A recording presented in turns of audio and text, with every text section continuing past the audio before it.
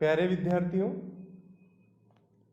BA द्वितीय वर्ष संस्कृत के प्रश्न पत्र में हम सभी अध्ययन कर रहे थे नामिक प्रकरण का।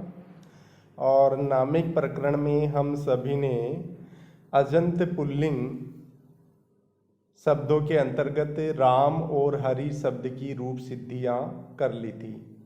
यानी राम के जो 21 रूप थे और हरि के जो 21 रूप थे सातों विभक्तियों के, उन सभी की हमने रूप सिद्धियां करके देख ली थी। आज हम अजंत स्त्रीलिंग प्रकरण में रमा शब्द है, आकारांत जो रमा शब्द है उसके शब्द रूपों की रूप सिद्धि करके हम देखेंगे।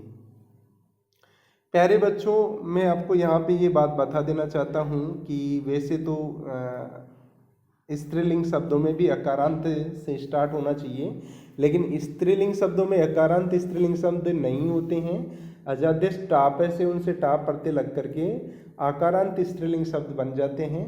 तो यहाँ पे उन सभी में प्रमुख जो रमा शब्द है उसकी रूप सिद्धि हम करके देखेंगे। रमा के जो 21 रूप है उनकी रूप सिद्धियाँ करके हम देखेंगे। तो सर्वप्रथम हम प्रथमा विभक्ति एकवचन जो रमा रूप है उसकी रूप सिद्धि करके देखेंगे। इससे पहले हम रमा शब्द का अर्थ देख लेते हैं। देखिए, रमा शब्द जो है वो रमु क्रीड़ायाम धातु से अच प्रत्यय करने पर बनता है। रमु क्रीड़ायाम धातु से नंदी ग्रही पचा दिव्य लूणी न्यच सूत्र से अच प्रत्यय आ जाता है और अच प्रत्यय लगने से रम बनता है। और फिर रम में स्त्रीलिंग की विवक्षा में टाप प्रत्यय लगाने से रमा शब्द बन जाता है और जिसका अर्थ होता है लक्ष्मी होता है। अर्थ होने के बाद में मैं आपको ये बताना चाहूँगा कि आप सभी को मैंने पूर्व में भी प्रातिपदिक संज्ञा पढ़ाई थी। प्रातिपदिक संज्ञा पढ़ाने के बाद में जो महत्वपूर्ण सूत्र थे, महत्वपूर्ण सूत्रों की व्याख्या करके बताई थी। तो उसमें देखिए, मैं आपको बताना ये चाहता हूँ कि रमा शब्द में सुप प्रत्यय लगाने से पूर्व प्रातिपदिक संज्ञा की आवश्यकता नहीं होती है।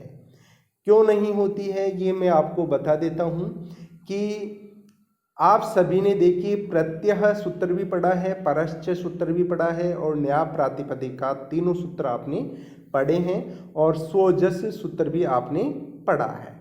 तो सर्वप्रथम जो आता है प्रत्यय सूत्र आता है, उसके बाद में परश्च, फिर न्याय प्रातिपदिकात और फिर स्वजस अमोट सस इत्यादि सूत्र आता है। तो प्रत्यय है ये जो सूत्र है इसके अधिकार में आगे तीनों सूत्र हैं। फिर परश्च सूत्र है उसके अधिकार में अगले वाले दो सूत्र हैं और फिर न्याय प्रातिपदिकात इसके अधिकार में आगे वाला एक सूत्र स्वजस अमोट सूत्र है जो इसके अधिकार में आता है। तो देखिए, हमने प्रत्यय सूत्र से हमने क्या किया था कि प्रत्यय सूत्र का अष्टाध्याय में शुरुआत जहाँ से होती है वहाँ से लेकर के पंचम अध्याय की समाप्ति तक शब्दों या धातुओं से जिनका विधान किया जा रहा था उनकी यह प्रत्यय सूत्र प्रत्यय संज्ञा करता था। अब प्रत्यय कहाँ लगते हैं तो परश्च सूत्र आता है जो बताता है कि प्रत्यय धातु या प्रातिपदिक से या शब्दों से परे लगते हैं। फिर इसके बाद में न्याय प्रातिपदिका सूत्र आता है जो कहता है कि न्याबंत एवं प्रातिपदिक से इससे आगे आने वाले प्रत्यय लगेंगे।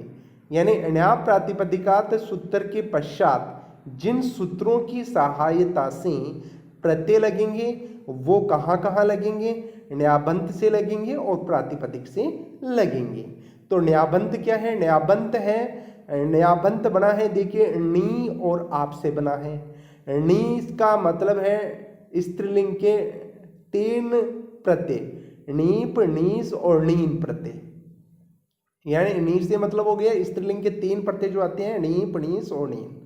और आप का मतलब हो गया आप जिनमें शेष रहता है। ऐसे स्त्रीलिंग के 3 प्रत्यय कौन कौन से हो गए? टाप, ढाप और चाप। इन तीनों से आप शेष रहता है। तो न्याबंत और प्रातिपदिक से आगे आने वाले सूत्रों से जो प्रत्यय लगेंगे वो न्याबंत और प्रातिपदिक से लगेंगे।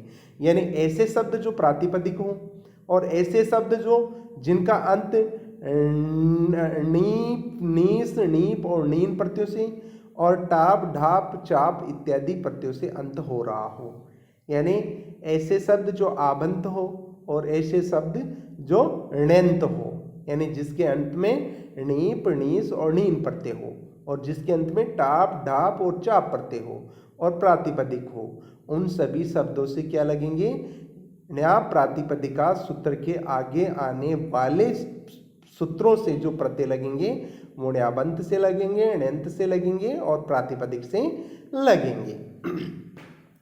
तो जो सोजस अमोट सूत्र हैं वह भी ण्या प्रातिपदिकात इसके अधिकार में ही पढ़ा गया है। तो प्रातिपदिक से तो सोजस अमोट इत्यादि 21 प्रत्यय लगेंगे। इसके अलावा किस किस से लगेंगे, आबंत से भी लगेंगे, अर्थात जिसके अंत में आप हो, टाप डाप चाप हो और णेंत हो और जिसके अंत में क्या हो, णीप णीस और नीन हो, उनसे लगेंगे। तो यहाँ पे जो रमा शब्द है आपका वह कैसा शब्द है, आबंत शब्द है, यानी रमा के अंत में टाप प्रत्यय है और टाप का क्या शेष रहता है, आप है, अर्थात रमा शब्द कैसा है, आप के अंत वाला है, अर्थात आबंत है। तो यहाँ पर रमा शब्द की बिना प्रातिपदिक संज्ञा हुए ही सुप प्रत्ययों का आगम हो जाता है। तो प्रत्यय परश्चय ण्या प्रातिपदिकात इन तीनों सूत्रों के अधिकार से स्वजस अमोट इत्यादि सूत्र से सुप प्रत्यय आ जाते हैं और रूप बनता है रमा प्लस सुप रूप बन जाता है। इसके पश्चात सुपय सूत्र से जो सुप प्रत्ययों का 7 त्रिक थे, उन सातों त्रिकों के सातों त्रिकों में जो 3 प्रत्यय थे उनको क्रमशः एकवचन, द्विवचन और बहुवचन संज्ञा हो जाती है। इसी प्रकार से प्रथम त्रिक के जो 3 प्रत्यय हैं, तो पहला प्रत्यय सु को एकवचन संज्ञा, अव को द्विवचन संज्ञा और जस को बहुवचन संज्ञा सुपय सूत्र से हो जाती हैं। इसके पश्चात द्वे द्विवचनेक वचने सूत्र से प्रथमा विभक्ति एकत्व की विवक्षा में प्रथमा विभक्ति एक वचन का प्रत्यय आकर के लग जाता है और रूप बन जाता है रमा प्लस सुरूप बन जाता है। इसके पश्चात उपदेश से अज अनुनासिक इत से सु का जो अनुनासिक ऊ है उसकी संज्ञा हो जाती है और तस्य लोपः से उसका लोप हो जाता है, तो रमा प्लस से रूप रहता है। इसके पश्चात देखिए आबंत, आबंत रमा शब्द जो है वो क्या है, आबंत है, क्योंकि आपके अंत वाला है, यानी आप टाप प्रत्यय के अंत वाला है, तो उससे है। तो हलंग्याभ्यो दीर्घा सूति से अप्रक्तम हल, इस सूत्र के द्वारा क्या होता है कि जो अप्रक्त हल वाला प्रत्यय परे हो तो उसका लोप हो जाता है। आबंत से परे क्या हो, अप्रक्त हल वाला प्रत्यय परे हो तो उसका लोप हो जाता है। अप्रक्त संज्ञा किसकी होती है, अप्रक्त संज्ञा में आपको बता देता हूं, एक अल वाला जो प्रत्यय है उसकी क्या संज्ञा होती है, अप्रक्त संज्ञा होती है, उसको क्या कहते हैं, अप्रक्त कहते हैं। यानी ऐसा प्रत्यय जिसमें क्या हो, एक अल हो, अल का मतलब क्या है, ऐसे लेकर के ल तक के वर्ण, तो जिसमें एक ही वर्ण हो वह प्रत्यय क्या होता है, अप्रक्त संज्ञक होता है। तो यहाँ पे देखिए जो सु प्रत्यय है यहाँ पे स शेष रहता है, उनकी संज्ञा और लोप हो जाता है, शेष मात्र स रहता है, तो ये क्या है, अप्रक्त संज्ञक है। तो इसके परे रहते, आबंत से परे अप्रक्त के रहते हुए इस अप्रक्त संज्ञक प्रत्यय का लोप हो जाता है और लोप हो जाने पर रमा रूप सिद्ध हो जाता है, जो प्रथमा विभक्ति एक वचन का रूप है। इसके पश्चात प्रथमा विभक्ति द्विवचन का रूप है रमे, इसकी रूप सिद्धि करते हैं। पूर्व के अनुसार हम रमा शब्द का अर्थ कर लेंगे, प्रातिपदिक संज्ञा करने की आवश्यकता नहीं है। द्विवचन की विवक्षा में हम 2 बार उच्चारण कर लेंगे, रमा रमा 2 बार लिख देंगे। फिर पढ़ते परश्चय न्या प्रातिपदिकात इन तीनों सूत्रों के अधिकार से स्वजस अमोट इत्यादि सूत्र से 21 सुप प्रत्यय आ जाएंगे, तो रूप बन जाता है रमा रमा प्लस सुप। इसके पश्चात सुप सूत्र प्रत्येक त्रिक के प्रत्येक प्रत्यय को क्रमशः एक वचन, द्विवचन और बहुवचन संज्ञा कर देता है और रूप रहता है यहाँ पर भी रमा रमा प्लस सुप रूप रहता है। इसके पश्चात द्वेकयोर द्विवचनेक वचने सूत्र से द्वित्व की विवक्षा होने पर प्रथमा विभक्ति द्विवचन का प्रत्यय कौन सा है, अव। इन 21 सुप प्रत्ययों में से केवल प्रथमा विभक्ति द्विवचन का जो अव प्रत्यय है वह शेष रह जाता है और रूप रह जाता है आपका रमा, रमा प्लस औ रूप रह जाता है। इसके पश्चात सरूपाणाम एक शेष एक विभक्त सूत्र से एक रमा शेष रह जाता है और अन्य रमा का लोप हो जाता है। इसके पश्चात यहाँ पर देखिए रमा का जो अंतिम आ है और इससे परे औ है, तो पूर्व आ और पर औ इन दोनों की जगह पर प्रथम पूर्व सवर्ण सूत्र से पूर्व सवर्ण दीर्घ प्राप्त हो रहा है। और अगर ये पूर्व सवर्ण दीर्घ आदेश प्राप्त करके आप रूप बनाते हैं तो रमाशु रूप सिद्ध हो जाता है, जो सम्यक नहीं है, क्योंकि हमें यहाँ पे रमे रूप सिद्ध करना है। क्या रूप सिद्ध करना है? रमे रूप सिद्ध करना है। इसके पश्चात प्रथमयो पूर्व सवर्ण सूत्र से जो पूर्व सवर्ण दीर्घ आदेश प्राप्त हो रहा था उसका दीर्घात जसिच सूत्र से निषेध हो जाता है, क्योंकि इच प्रत्याहार के परे रहते प्रथमयो पूर्व सवर्ण सूत्र से पूर्व दीर्घ आदेश नहीं होता है और वही रूप आपका शेष रह जाता है रमा प्लस औ।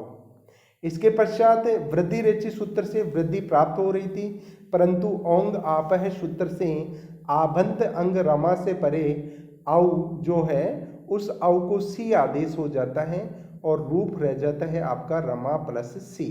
अब सी में से भी लस्व तदित्य सूत्र से सी का जो स है उसकी इत संज्ञा हो जाती है और तस्य लोपह से उस इत संज्ञक से का लोप हो जाता है और इतना होने के बाद में रूप बन जाता है रमा प्लस ई रूप रह जाता है। इसके बाद में आद गुण है सूत्र से आ प्लस ई, इन दोनों का गुण क्या होगा? ए।